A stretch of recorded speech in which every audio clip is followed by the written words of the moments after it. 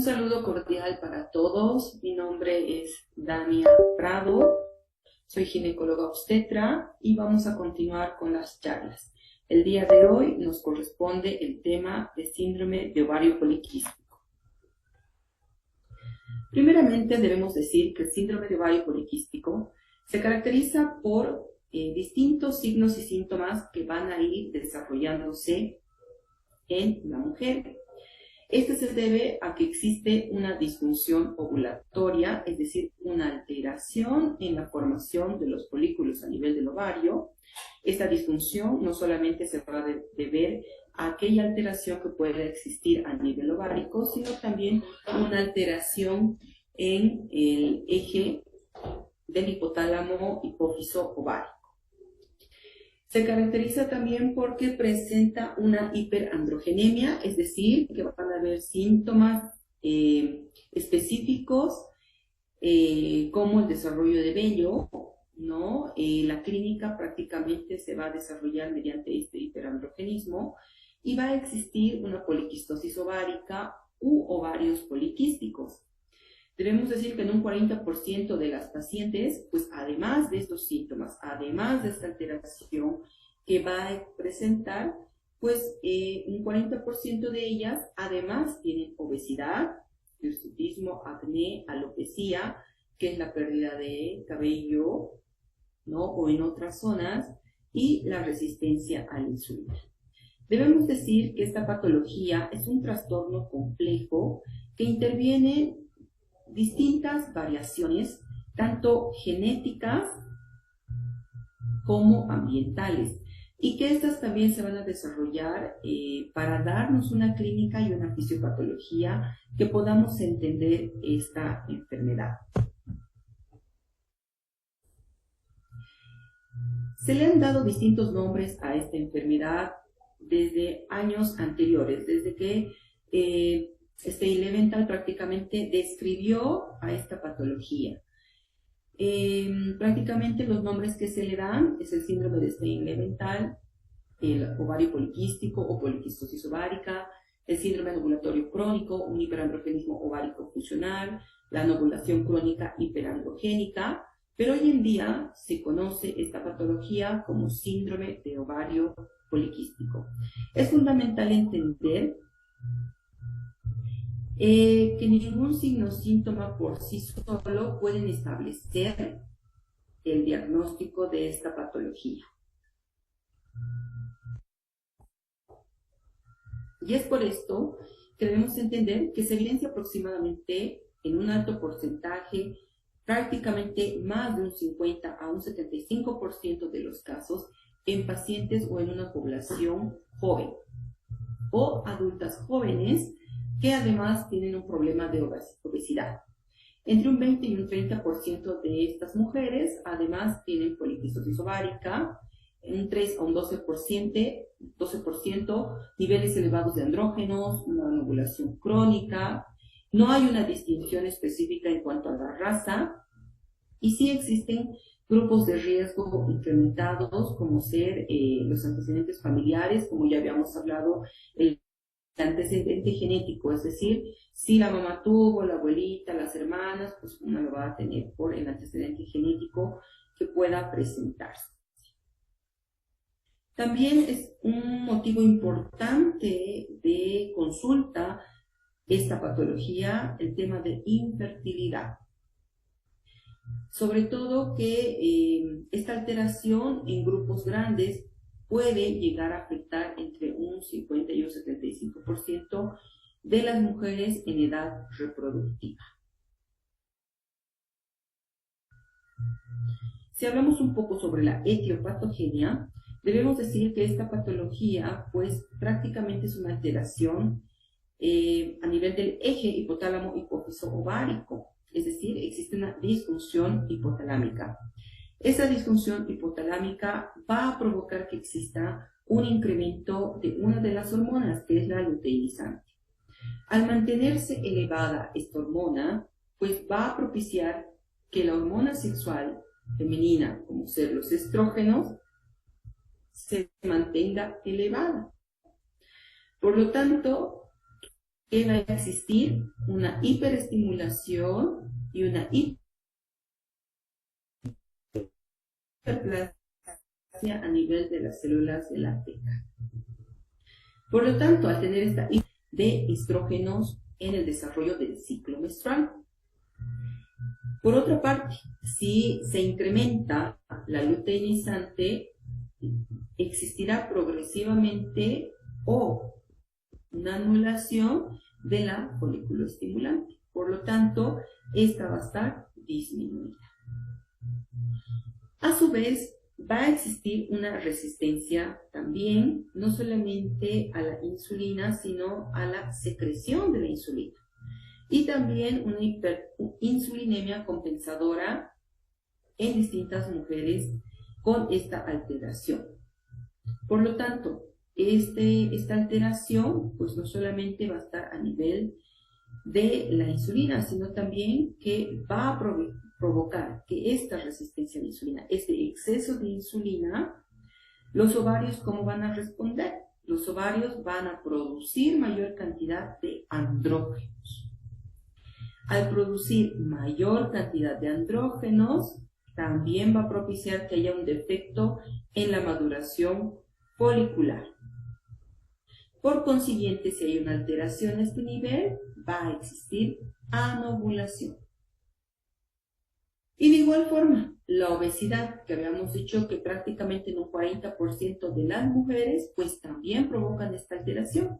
Y esta alteración de la obesidad, pues va a estar a nivel de la aromatización, a nivel del tejido celular graso, como anteriormente habíamos mencionado en otras patologías, que al existir esta alteración a nivel del tejido graso y que haya por la aromatización de los estrógenos a estradiol, pues van a existir periodos prolongados también de anovulación.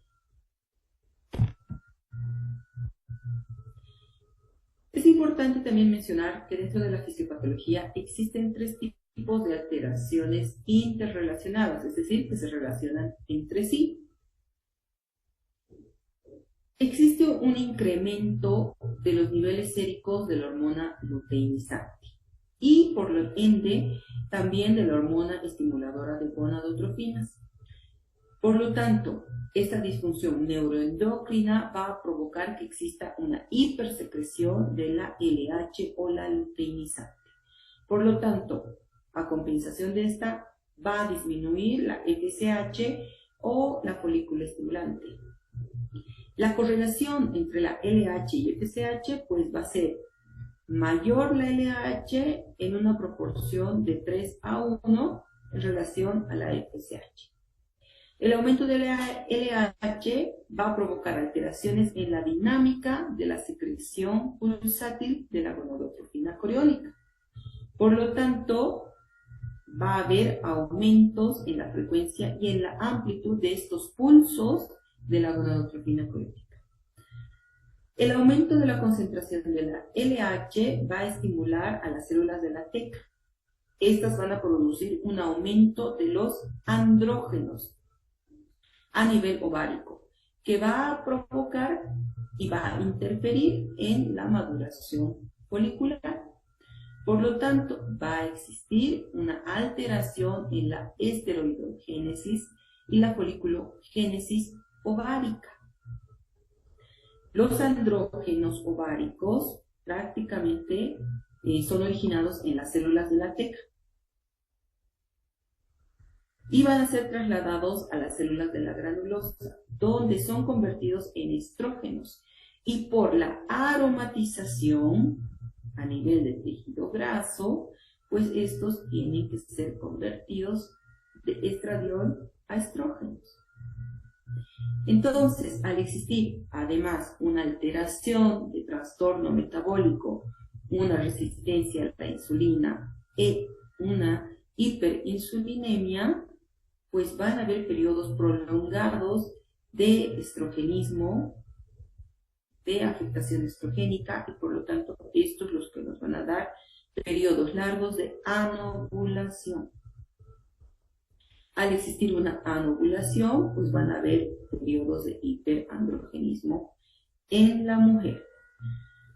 Por lo tanto, si existe esta alteración en todo lo que ya habíamos mencionado, como ustedes pueden ver en la gráfica, si va a haber una alteración en el desarrollo normal o en la liberación pulsátil de la gonadotropina coriónica, va a afectar directamente a la LH y la LH se va a mantener en picos muy elevados, provocando que la TSH pues quede nula prácticamente y por lo tanto en la fase lútea pues vamos a tener periodos prolongados de estrógenos y por lo tanto esta patología se la conoce como una patología estrógeno dependiente. Entonces, ¿qué es lo que pasa a nivel ovárico? A nivel ovárico pues va a haber el nuevo crecimiento. Recuerden que cada mes, cada ciclo, gracias a la FSH, pues se da un nuevo reclutamiento o formación folicular. Sin embargo, al tener esta alteración de mantener la FSH baja y tener periodos o picos elevados de la LH, la maduración de estos folículos se detiene mucho antes de alcanzar su maduración completa. Por lo tanto, al no conseguir la maduración completa, no va a existir que este folículo pueda romperse. Por lo tanto, si no se rompe estos folículos, se van a mantener en el interior. Y desde esta forma que se producen múltiples quistes en el interior del ovario. Quistes foliculares pequeños que no van a romperse, que no van a provocar la ovulación. Cada folículo va a estar rodeado de células de teca. Células de teca hiperplástica que ya habíamos mencionado, que estas células de la teca pues son los que van a propiciar que existan niveles elevados y mantenidos de luteinizante. Por lo tanto, estos folículos se van a convertir en folículos atrésicos y van a contribuir a la expansión del estroma ovárico. ¿Para qué se da esta contribución del estroma ovárico? Para que en un nuevo ciclo pase lo mismo y cada vez este ovario vaya creciendo, pero de folículos anormales que no van a llegar a propiciar la ovulación, por lo tanto este ovario se va a llenar de múltiples quistes. Habíamos dicho que esta patología además va a estar asociada con otros trastornos como ser el hiperandrogenismo, ¿no? Al existir un hiperandrogenismo, pues va a propiciar que exista una anovulación prolongada y estos periodos de anovulación prolongada son los que acompañan al síndrome de ovario poliquístico. Entonces, ¿qué va a provocar esta alteración? Pues que exista una alteración, una inadecuada comunicación entre el hipotálamo y la hipófisis. Además que va a haber una alteración a nivel de las glándulas suprarrenales, va a existir una alteración a nivel ovárico y a nivel del tejido graso en la periferia. Por lo tanto, si hay una alteración en este nivel que vamos a propiciar, cuando hay una alteración a nivel del tejido graso en la periferia por la resistencia a la insulina y todo lo que habíamos explicado, pues las pacientes van a tender a tener una obesidad marcada, sobre todo a nivel abdominal. A nivel ovárico, como ya habíamos explicado, pues los ovarios se van a llenar de folículos anormales y estos van a propiciar que existan una poliquistosis ovárica. A nivel de las glándulas suprarrenales, ¿qué va a propiciar? Que no haya una buena indicación de la melanina, por lo tanto, las pacientes pueden llegar a presentar también manchas a nivel o el tipo de melasma a nivel del rostro, ¿no? Y obviamente la alteración del hipotálamo pues va a conllevar a todas estas alteraciones. Si nosotros hablamos de las manifestaciones clínicas que van a presentar las mujeres, esta patología, en un 85% de las mujeres que presentan esta patología, pues van a tener alteraciones a nivel de la menstruación, como cuáles va a provocar una disfunción menstrual, es decir, que estas pacientes van a tener periodos de oligomenorrea o de amenorrea, ¿no? Es decir, oligomenorrea, periodos donde van a tener un sangrado escaso y va a ser espaciado, 35, 40, 45 días. o amenorrea, que va a ser la ausencia de la menstruación por más de 3 meses. Dentro de este grupo también van a tener la menstruación o una menorragia disfuncional, es decir, que no va a haber una fecha exacta o aproximada del ciclo menstrual o de la menstruación. ¿Por qué? Porque no hay un ciclo coordinado de 28 días. Más del 50% de estas pacientes habíamos dicho que tienen obesidad, y la obesidad prácticamente va a ser a nivel abdominal. Esta obesidad pues, puede conllevar a que existan, además de la patología de base, factores genéticos y factores ambientales que aún le conlleven a que esta paciente tenga dificultad para poder bajar de peso. ¿Qué es lo que se produce? A nivel del tejido adiposo pues va a existir una lipólisis, y esta lipólisis va a provocar que exista una liberación de ácidos grasos libres. Esta liberación de ácidos grasos libres va a provocar que se liberen ciertas citoquinas como el factor necrosis tumoral y la resistina, que van a provocar que incremente la fosforilación de la serina a nivel del tejido adiposo, y provoca este aumento de la fosforilación va a provocar que exista una inhibición en la señalización de la insulina. Por lo tanto, ¿qué pasará? La actividad de la aromatasa va a aumentar a nivel de las células grasas, la aromatización periférica de la androstenediona, por lo tanto va a provocar que existan concentraciones elevadas de estrona y que se van a transformar en estradiol. Por lo tanto, esta es una patología estrógeno dependiente. Y para determinar la clínica, existieron muchos consensos para poder determinar lo más adecuado en la mujer. Prácticamente en 2003 existieron un consenso, un congreso donde se declararon los criterios de Rotterdam.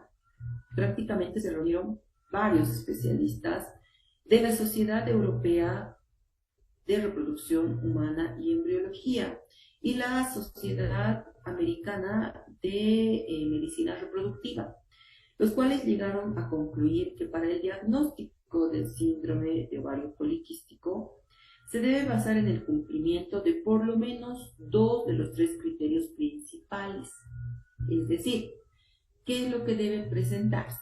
2 de los criterios que se presentan son oligomenorrea o amenorrea, hiperandrogenismo, el hiperandrogenismo que va a estar asociado con el hirsutismo, el acné y la alopecia, hiperandrogenemia, concentraciones elevadas de la hormona T libre, y que ecográficamente nosotros podamos detectar poliquistosis ovárica.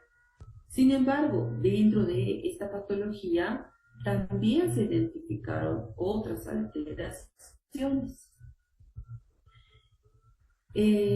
como ser hiperprolactinemia, la hiperplasia suprarrenal congénita, un síndrome de Cushing, tumores secretorios de andrógenos, la acromegalia. Y es por esto que es tan importante que el día de hoy nosotros podamos ejercer para la clínica también estudios complementarios, como ser un perfil hormonal o perfil lipídico, glicemia, para que nosotros vayamos viendo dónde están este tipo de alteraciones que puedan presentarse. Sin embargo, determinar esta patología que es el síndrome de ovario poliquístico.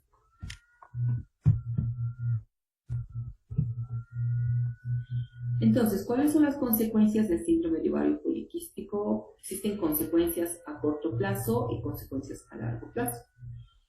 En el grupo de corto plazo tenemos que va a existir irregularidad menstrual. Son pacientes que nunca tienen una fecha menstrual aproximada o exacta, ¿no? Pacientes que tienen hirsutismo, el desarrollo de vello a nivel del labio superior, de la barbilla, de la patilla, del cuello, brazos, piernas, El crecimiento irregular del vello púbico, que este debería ser en forma de corazón, pues empieza a crecer en forma romboidal, como es del sexo masculino, del varón, ¿no? Entonces hay un incremento de vello en el pecho, en el tórax, en la espalda, desarrollo de acné. De igual forma es un acné que es persistente a pesar del tratamiento, porque muchas veces el tratamiento que buscan es dermatológico. Sin embargo, no se trata la patología de base. Y la patología de base, pues que hay una alteración hormonal, y es por esto el desarrollo del acné. Pacientes con temas de alopecia androgénica, ¿no? Pacientes con temas de infertilidad, esterilidad, obesidad, pacientes que muchas veces nos indican que se alimentan de forma sana, pero aún así tienen obesidad, temas de resistencia a la insulina, la intolerancia a la glucosa, ¿no? Estas son las consecuencias a corto plazo. Y las consecuencias a largo plazo, que puedan estas pacientes desarrollar diabetes mellitus, una enfermedad cardiovascular e inclusive el cáncer endometrial. Obviamente cuando hablamos de cáncer endometrial es porque esta es una patología estrógeno dependiente, y ya les había explicado que el hiperplasia endometrial, pues lo que está y que provoca este crecimiento normal del endometrio son los estrógenos. Bien, para realizar el diagnóstico, pues vayamos a ver los criterios de Rotterdam. Estos criterios de Rotterdam, pues son estos específicamente, que es la oligo o anoovulación que tienen que presentar clínicamente las pacientes. Tienen que tener temas de hiperandrogenismo, tanto clínico como bioquímico, ¿no? Es decir, clínicamente y laboratorialmente la alteración hormonal que nosotros vamos a ir determinando en qué fase menstrual esté. Y la poliquistosis ovárica mediante la ecografía, donde debemos valorar mayor 12 o más folículos de 2 a 9 milímetros o un volumen mayor a 10 mililitros. Entonces, estos son los criterios prácticamente para que se dé el desarrollo de los criterios de Rotterdam, y 2 de estos criterios para poder dar el diagnóstico de síndrome de ovario poliquístico.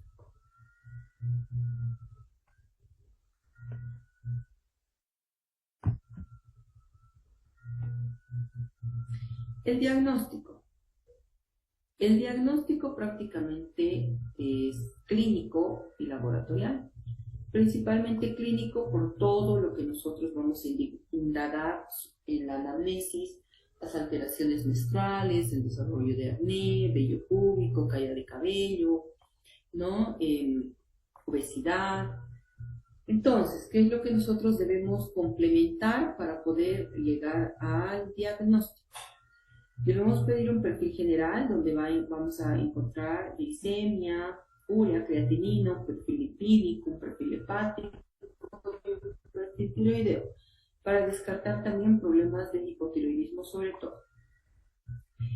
Y debemos pedir un perfil hormonal donde nosotros vayamos a detectar estrógenos, estradiol, folículo estimulante, luteinizante, prolactina, la 17-hidroxilasa, la dehidroepiandrostenediona, la testosterona libre, que eso es lo más importante para poder determinar si existe una alteración, sobre todo en el índice de andrógenos libres, ¿no? La testosterona total, ¿no? Que es importante valorarla, y la testosterona libre, que prácticamente en ocasiones la podemos usar y en otras ocasiones también ya casi ha quedado en desuso, pero es que es importante poderla determinar de igual forma. Y el tratamiento. Cuando nosotros hablamos del tratamiento, debemos valorar el tratamiento farmacológico como no farmacológico. Debemos, primeramente, para realizar un tratamiento, nosotros debemos enfocarnos en los síntomas de cada paciente, en el mejoramiento de la funcionalidad ovárica, en la reducción de los andrógenos, en la acción de los andrógenos y la resistencia a la insulina. ¿Qué se debe propiciar en estas pacientes pues las recomendaciones, sobre todo a nivel alimenticio. Estas pacientes deben reducir peso corporal, deben bajar peso corporal. Al reducir el peso va a haber disminución de andrógenos, de la hormona luteinizante y los niveles de insulina. Al reducir estos valores, pues va a favorecer que exista una mejor funcionalidad ovárica y también mejora la fertilidad femenina. Es importante durante el tratamiento indagar de igual forma los deseos de cada paciente. Normalmente estas pacientes desean concebir, desean fertilidad, entonces es importante ver si desean tener hijos o no tener hijos, ¿no? Ver las condiciones de cada paciente, los factores genéticos, si existen factores de riesgo adicionales, como ser patologías asociadas al síndrome de ovario poliquístico, y existen terapias alternativas como estas que habíamos dicho. Primeramente, controlar la alimentación, reducir la alimentación de alimentos grasos, no bajar peso, iniciar actividad muy importante.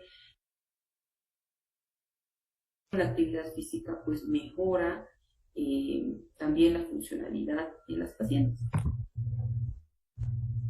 Los cambios de hábitos de vida, ¿no? Y mejorar la nutrición, la actividad física, sobre todo estos cambios que puedan presentar en las mujeres o adolescentes para que se pueda reinstaurar la funcionalidad ovárica.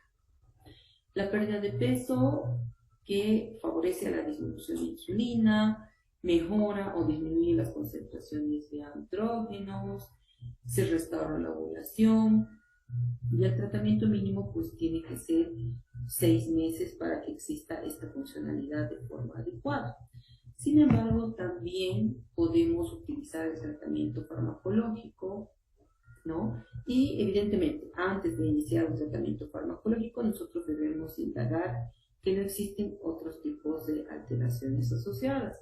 Cuando nosotros iniciamos un tratamiento hormonal, prácticamente las pacientes deben eliminar el consumo de tabaco, si es que consumen tabaco, iniciar una actividad física adecuada, una alimentación adecuada, la toma de la ingesta del tratamiento debe ser adecuado, ¿no? Sin temas de olvidos. Y prácticamente el tratamiento de primera línea es el citrato de clomifeno.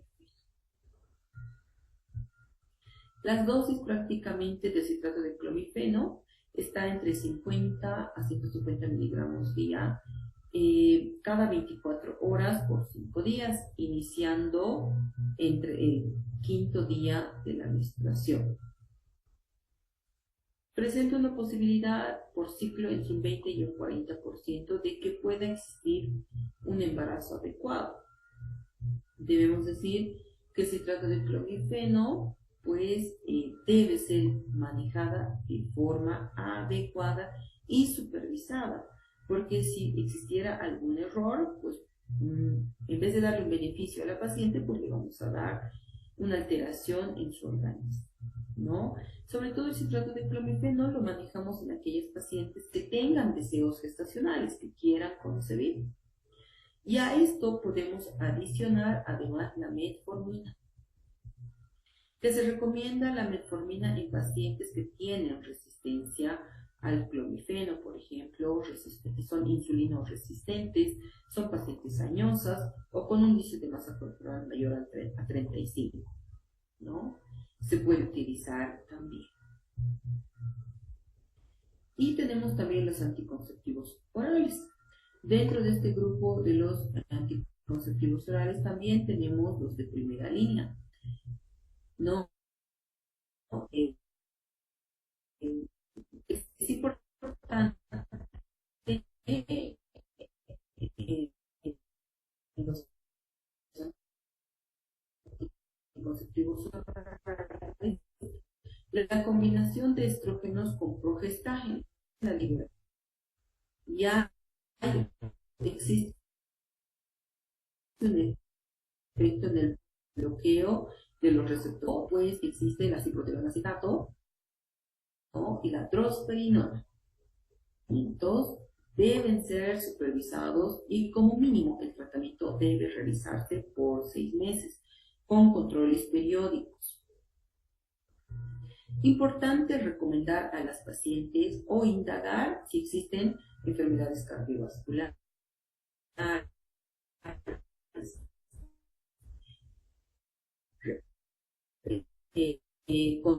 controlar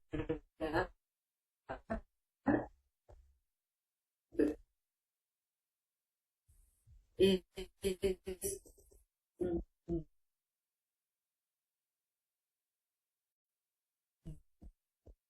buen manejo para estos pacientes. Sin embargo, en nuestro médico poliquístico tiene un grupo de criterios para el diagnóstico, ¿no? Es importante indagar a nivel del ovario. Es importante determinar los criterios diagnósticos y brindar un mejor tratamiento para cada una de estas pacientes. Sin más que decir sobre esta patología, pues los controles deben ser periódicos, que se asocian con periodos de anovulación prolongada y que esta patología además es estrógeno dependiente. Sin más para añadir, eso es todo en esta patología. Muchas gracias.